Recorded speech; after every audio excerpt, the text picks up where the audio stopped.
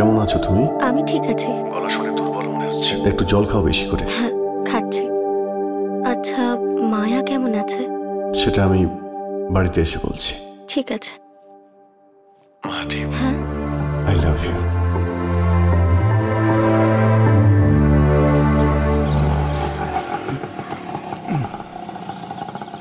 এই নাও।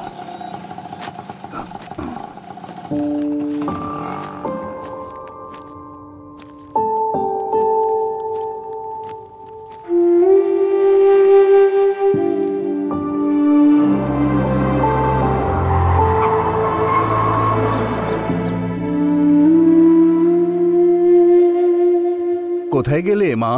হ্যাঁ বাবা। আচ্ছা, তুমি ওপরে?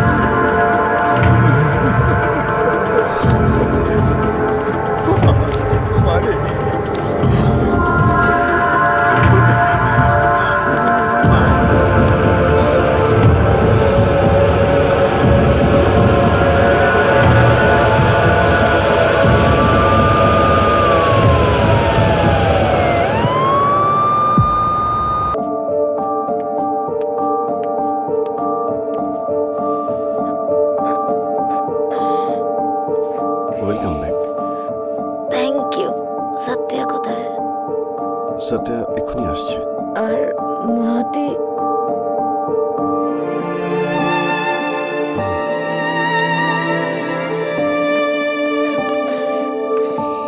আমি জিজ্ঞেস করছি, বলছো না কেন?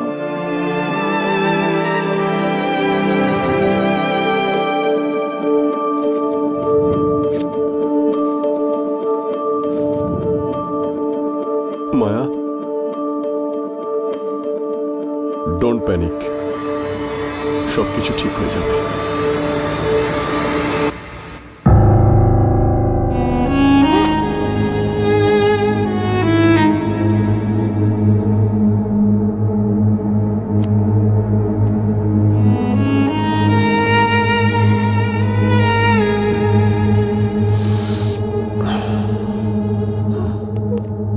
তোমার খুব বড় অ্যাক্সিডেন্ট হয়েছিল, ফেসটা নষ্ট হয়ে গিয়েছিল। তোমার অ্যাক্সিডেন্ট হওয়ার পরের দিনই মাহাতি হঠাৎ করে সিঁড়ি থেকে পড়ে বাড়িতেই মারা গেছিল। ওর ফেসটা ট্রান্সপ্লান্ট করেছি। দেখো, তুমি ভেঙে পড়ো না, তোমার জন্য এটা ভালো হবে না। রিল্যাক্স।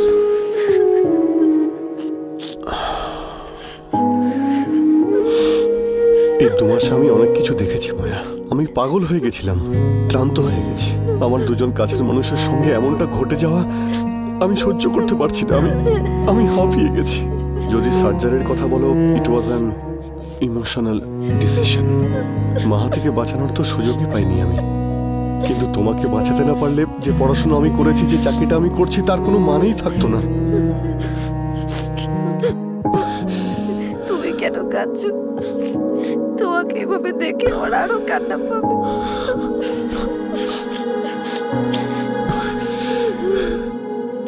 মায়া, আমি তোমার কাছে একটা হেল্প চাইতে পারি প্লিজ? তুমি আমাকে লাইফে সেকেন্ড চান্স দিয়েছো, তুমি যেটা বলবে আমি সেটা করব। মাহাতি চলে যাওয়ার পরে আমার জীবনটাই শেষ হয়ে গেছে মায়া। ওর টাকা আর আমার বাবার সেভিংস, আর তুমি নিজেকে অনাথ ভেবে সবসময় খুব কষ্ট পাও। I want to gift you a family, মাহাতির ফ্যামিলি। কয়েকদিনের জন্য তুমি কি ওনার মেয়ে হবে প্লিজ? আই নো আমার এইভাবে জিজ্ঞেস করাটাও একদমই ঠিক হচ্ছে না, কিন্তু মায়া প্লিজ, মাত্র কয়েকদিনের ব্যাপার, আর সঠিক সময় হলে সবাইকে সত্যিটা বলে দেব।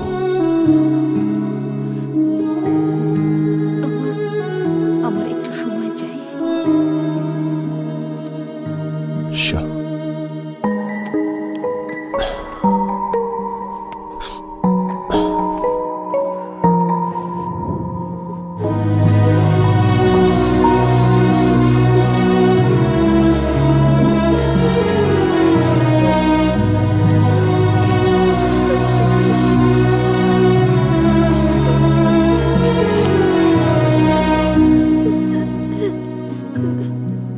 রাজ, তোমার বিয়ের পর তুমি মাহাতিকে হারিয়ে ফেলেছ।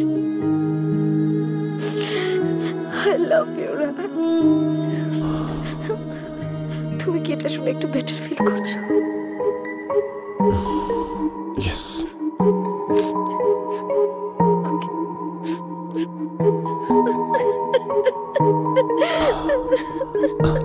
Thank you so much, Maya. Thank you.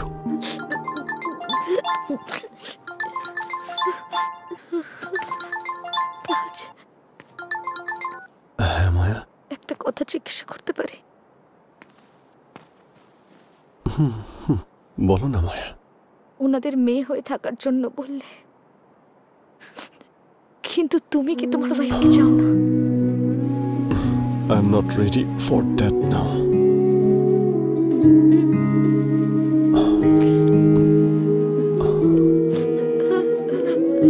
যদি আমি সেটা করি তাহলে তোমার কি ভালো লাগবে?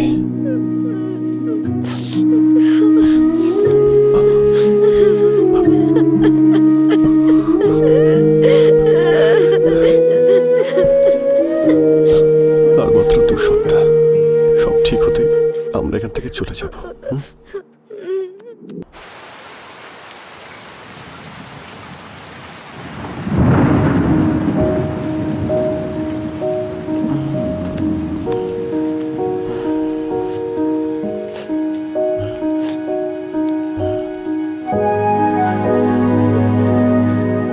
মায়া,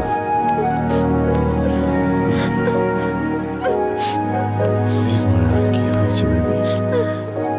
বলো। যাওয়াটা খুব দরকার বুঝে। হ্যাঁ, যেতেই হবে, 3 দিনের মধ্যে চলে আসবো। আমিও যাবো তোমার সঙ্গে। আমারও টিকিট বুক করো। সেরকম হলে আমরা তো হানিমুনেই চলে যেতাম। ঠিক আছে, ফ্লাইটের জন্য লেট হয়ে যাচ্ছে। যাও, গিয়ে রেডি হয়ে নাও। ঠিক আছে। ওই, এসব কি?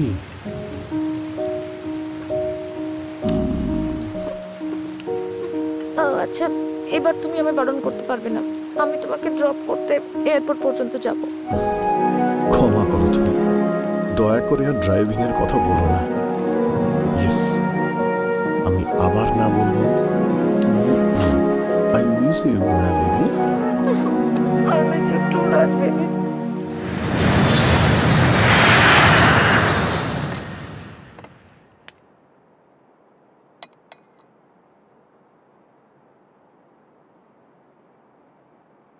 বিশ্বাসই হচ্ছে না মায়া, তোর শরীর ঠিক আছে তো? Much better. আমার তো মনে হচ্ছে আমি কোনো অচেনা মানুষের সাথে কথা বলছি। মায়া, আর ইউ হ্যাপি? অফকোর্স, কিন্তু মাহাতির ব্যাপারে ভাবলে একটু তো আফসোস হয়। কিন্তু আমার তোর জন্য আফসোস হচ্ছে। Why? See, first of all I am very happy for you. তুই যাকে ভালোবেসেছিস তাকেই বিয়ে করেছিস। তোর বাড়ি বদলে গেছে, তোর লাইফস্টাইল বদলে গেছে, তোর রিলেশনশিপ স্টেটাস বদলে গেছে, আর যখন আয়না দিয়ে তোর রিফ্লেকশন দেখছিস সেটাও বদলে গেছে। তাহলে রাজের কি বদলেছে? Same life, same house. ও যখনই বাড়ি ফেরে নিজের ওয়াইফের মুখটাই তো দেখতে পায়। কি বলতে চাইছিস তুই? তুইও রোজ সকালে উঠে মাহাতির মুখটাই দেখতে পাস। ও যখন কিসও করে মাহাতি কি করছে, কিন্তু তুই যেটা ডিজার্ভ করিস সেটা তুই কবে পাবি? ঠিক আছে, তুই যেটা বলছিস সেটা যদি সত্যি হয় তাতেও আমার কোনো প্রবলেম নেই। লেট ইট বি না, মাহাতিকেই ভালোবাসতে দে। মায়া, তুই এত বদলে গেছিস। আমার লাইফ তোর মতো নর্মাল নয় রে। আমি তো এটাও জানি না আমার মা বাবাকে। অরফানেজে বড় হয়েছি আমি। আর যতদূর রাজের কথা, তো 9 বছর ধরে ওকে ভালোবাসি। ওর কিছু হলে আমিও শেষ হয়ে যাব।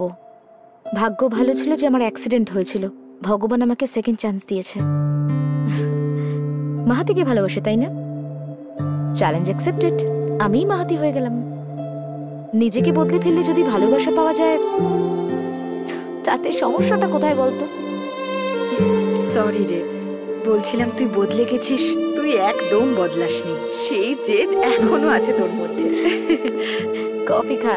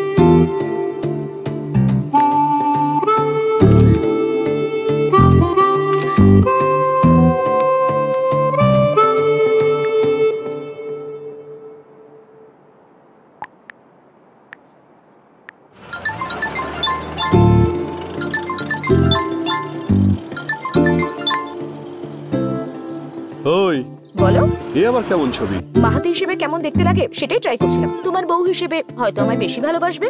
নো মায়া, এটা করতে যেও না। তুমি যেমন আছো তেমন থাকো। আই লাভ মাহাতি, কিন্তু তা সত্ত্বেও আমি মায়াকেও তো ভালোবাসি, তাই না? সো আমাকে মায়ার থেকে দূরে করো না। I love you. I love you too. By.